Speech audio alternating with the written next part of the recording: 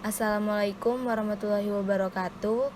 Perkenalkan, kami dari kelompok 7 yang beranggotakan saya sendiri, Nurfadlia Dinarti, Huja Nurul Ilma, Dita Ayu Lutfiana, dan Elsya Patricia akan menjelaskan tentang manajemen persediaan. Manajemen persediaan. Manajemen persediaan merupakan sistem-sistem untuk mengelola persediaan. Bagaimana barang-barang persediaan dapat diklasifikasikan dan seberapa akurat catatan persediaan dapat dijaga. Kemudian, kita akan mengamati kontrol persediaan dalam sektor pelayanan. Tujuan manajemen persediaan adalah menentukan keseimbangan antara investasi persediaan dengan pelayanan pelanggan. Anda tidak akan pernah mencapai sebuah strategi berbiaya rendah tanpa manajemen persediaan yang baik. Keakuratan catatan persediaan. Keakuratan catatan persediaan adalah prasyarat bagi manajemen persediaan, penjadwalan, produksi, dan pada akhirnya penjualan. Keakuratan bisa dipertahankan dengan sistem periodik atau perpetual.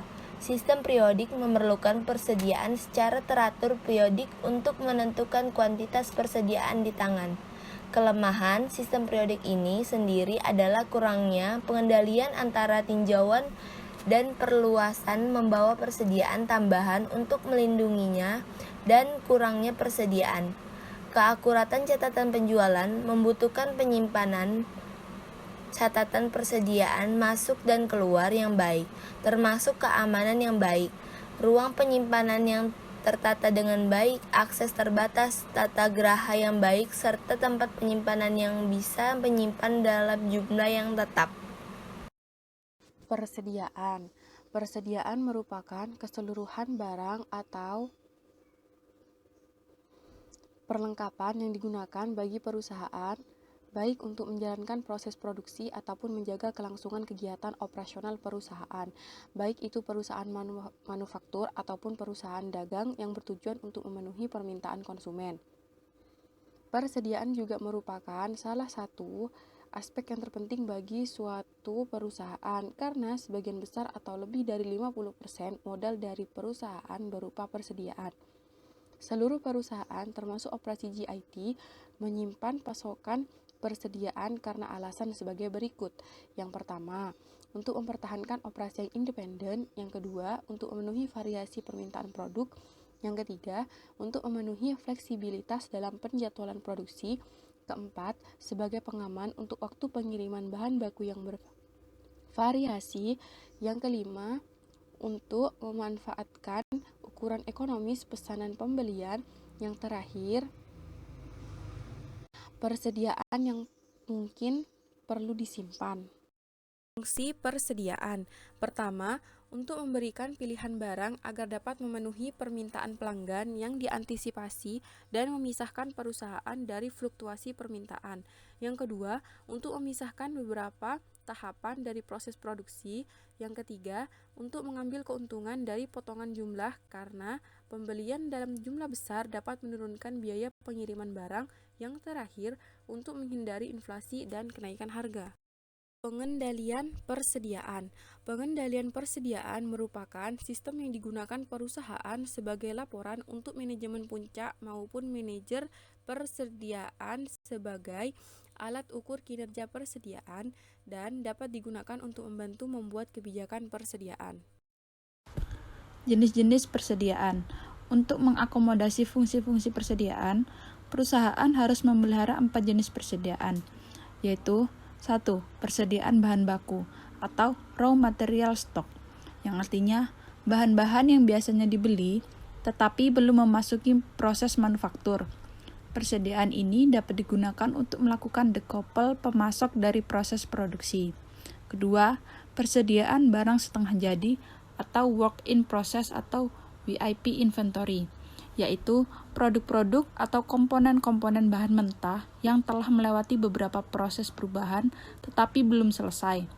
Yang ketiga, persediaan pasokan pemeliharaan atau perbaikan atau operasi atau MRO, yaitu persediaan-persediaan yang untuk persediaan pemeliharaan, perbaikan, operasi yang dibutuhkan untuk menjaga agar mesin-mesin dan proses-proses tetap produktif. Yang keempat, persediaan barang jadi atau finished goods stock, yaitu barang yang sudah siap dijual tetapi masih merupakan aset dalam pembukuan perusahaan. Selanjutnya, biaya persediaan. Terdapat 3 biaya persediaan, yaitu yang pertama, biaya penyimpanan atau holding cost adalah biaya yang dikeluarkan dalam mengelola penyimpanan persediaan selama waktu tertentu. Umumnya, biaya penyimpanan akan bertambah secara linear dengan jumlah unit yang disimpan. Biaya penyimpanan bisa meliputi fasilitas gudang, alat penyimpanan tenaga kerja, pencatatan, pinjaman untuk pembelian persediaan, dan produk gagal. Yang kedua, biaya pemesanan atau ordering cost adalah biaya yang dikeluarkan sebelum barang dari persediaan masuk ke penyimpanan. Secara umum, biaya pemesanan bertambah secara linear sesuai dengan jumlah pemesanan. Biaya pemesanan mencakup biaya dari persediaan, formulir, proses pesanan, pembelian, dan dukungan administrasi. Yang ketiga, biaya penyetelan atau setup cost adalah biaya untuk mempersiapkan sebuah mesin atau proses untuk membuat sebuah pesanan. Manajemen persediaan Alfamart. PT Sumber Alvaria Trijaya merupakan perusahaan yang bergerak dalam bidang retail di Indonesia. Perusahaan tersebut menyediakan berbagai barang keperluan sehari-hari, sehingga setiap harinya bagian distribution center atau DC harus mengirimkan barang ke setiap outlet mereka dengan jumlah yang besar dan jenis yang beragam.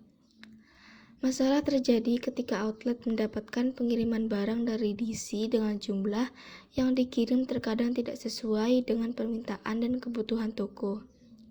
Ketidakcocokan pengiriman barang tersebut dapat mengakibatkan terjadinya kekurangan dan kelebihan stok persediaan dalam gudang outlet.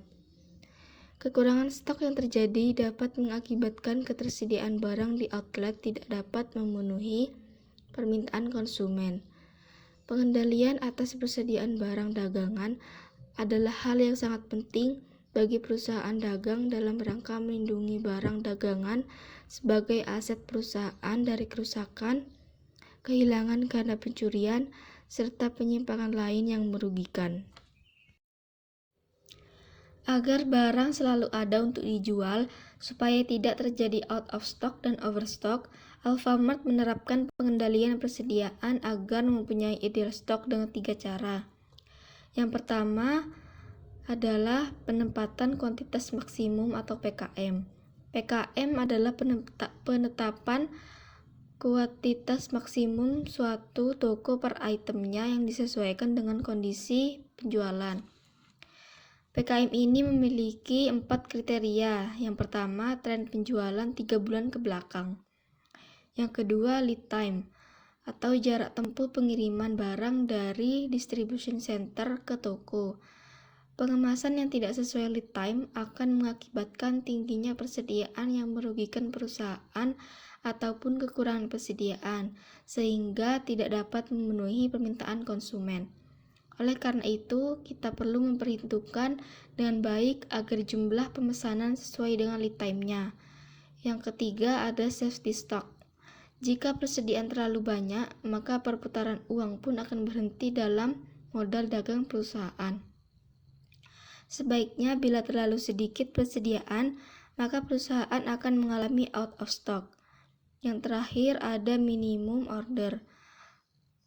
Adalah batas minimal toko melakukan pemesanan ke distribution center agar pesanan tidak terlalu banyak atau terlalu sedikit.